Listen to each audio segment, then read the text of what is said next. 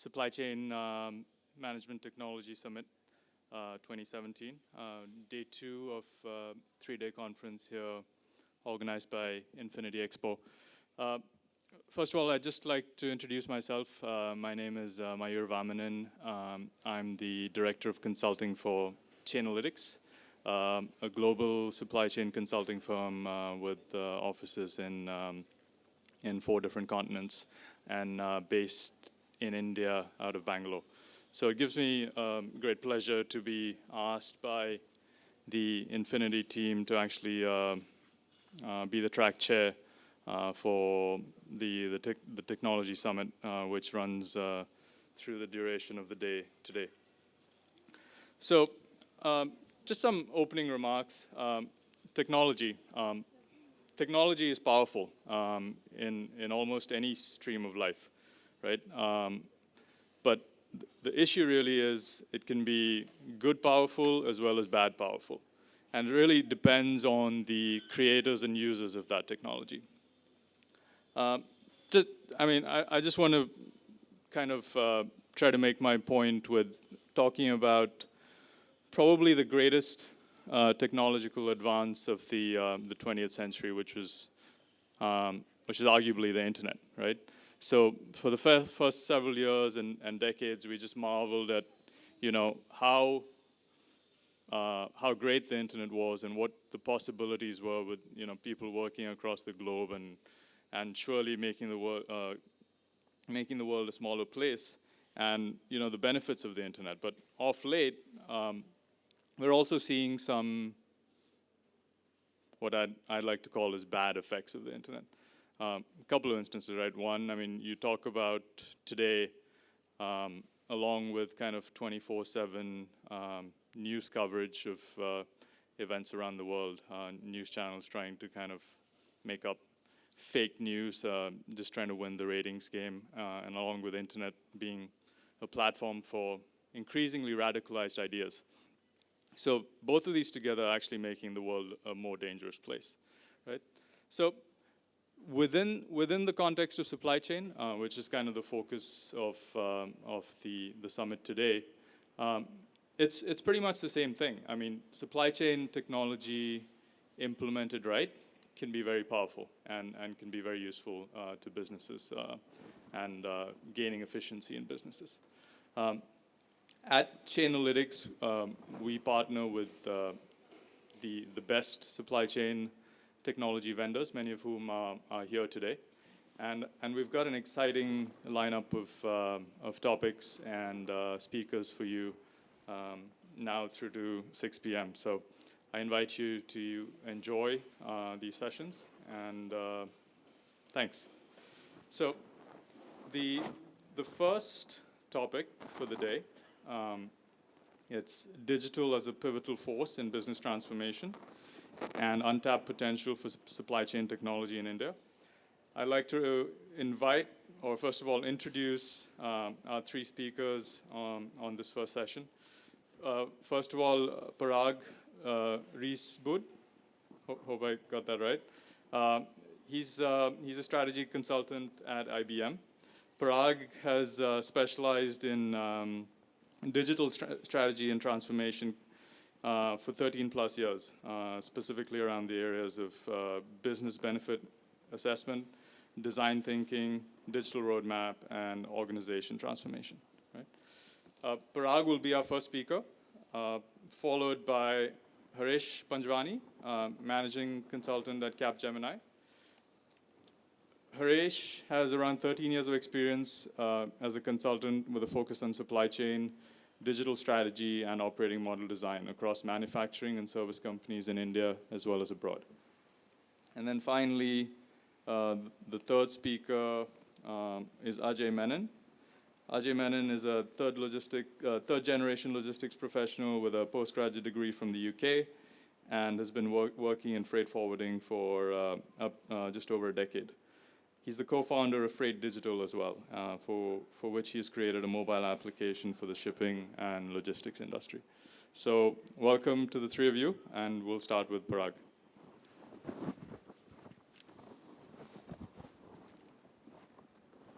So just a note on time here. I mean, we're starting about half an hour late, so I'm guessing we'll have to kind of make up some time. But I think as of now, let's just assume this is a 40-minute slot for you. Getting set up, I think there's a logistics issue in the presentation. So let me kind of take a roll call here of sorts. How many are from the supply chain, core supply chain function here? Okay, so, and the rest would be IT or digital or business, some or peripheral functions, I would guess, yeah? Great, and how many from the logistics service provider space? Okay, so quite a few, okay, all right.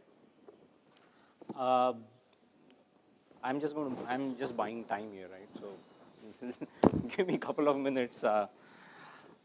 So I think let me try and make it a little interesting for you. I'm not going to restrict myself on a specific industry, nor am I going to speak on supply chain technology. I'm going to speak on businesses, and I'm going to speak on business value from digital, right? So the digital transformation focus with respect to business is what I'm going to speak on. Okay, thanks, Mohit. So here we are. I think the topic for my session is transformation in a digital age, and the focus is going to be cutting across industries. Let me begin with a quote. This is a quote by Richard Foster of Yale University. What he said is that in the next 10 years, we are going to see 3/4 of the S&P 500 companies are going to be those which you have not even heard about. And that's likely to happen primarily because big companies can't out-innovate the market. What's happening is big companies ought to look at their old businesses in a different lens. They ought to look at it saying that, do I need to exit the old business? Do I need to do the old business in a different manner? Or do I need to get into a completely new business? And it doesn't come easy, right? Because you are in an inertia, and big companies, there are a lot of issues with respect to change management. So that's one of the reasons such kind of forecasts are being made, and I truly buy into that. So this is what we call as creative destruction. What we see here are a set of numbers. Any guesses what these numbers really mean? You want to hazard a guess? What are these numbers? Anyone? Valuation, yes. Any ideas which valuation? No, valuation is the right answer. So what we have is here is a valuation of a company, and the bottom line is the year, number of years. In 5 years, we are seeing a market cap of $60 million going to $66 billion.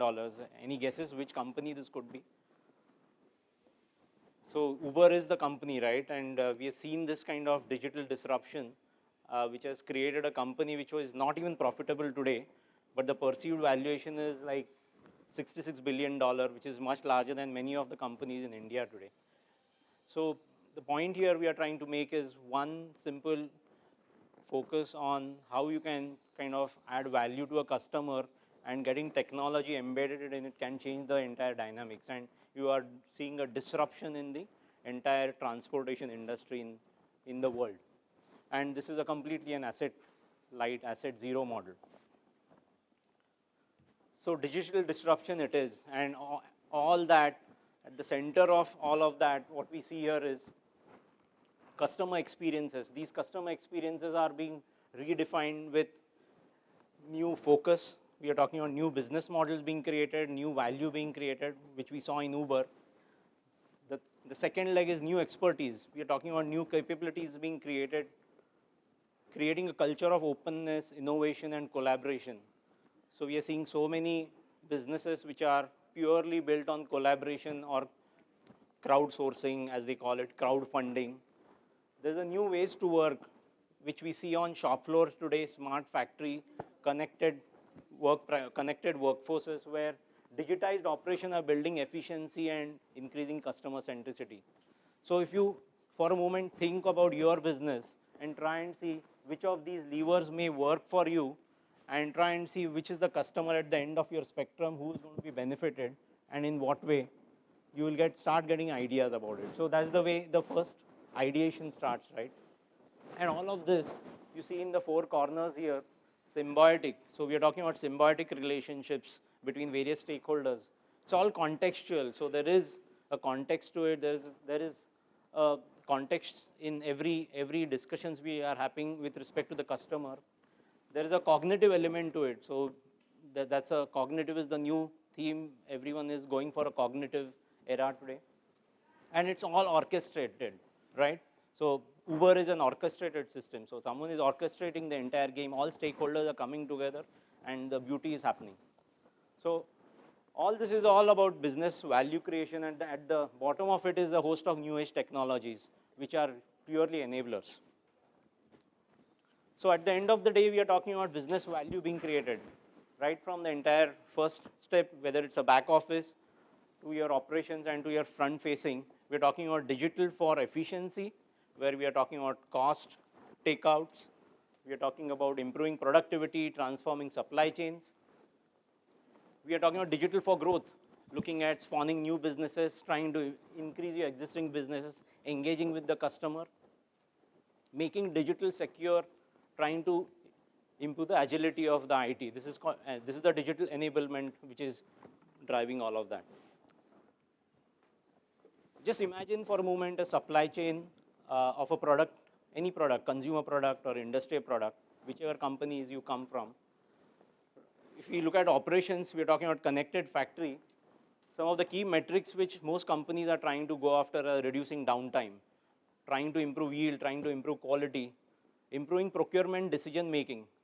There are a lot of solutions which are coming in where the focus is on driving these metrics.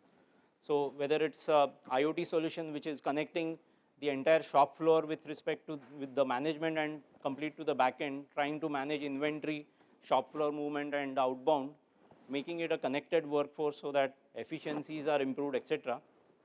Or it could be about buyer decision assist, where there are a lot of tools which are being talked about or which are being implemented for as of now, which are helping improve the buying efficiency, whether it is trying to optimize buying price, the price at which you buy, trying to make it predictive in nature so that you buy it at the right time. So this operations piece is a huge opportunity for digitalization.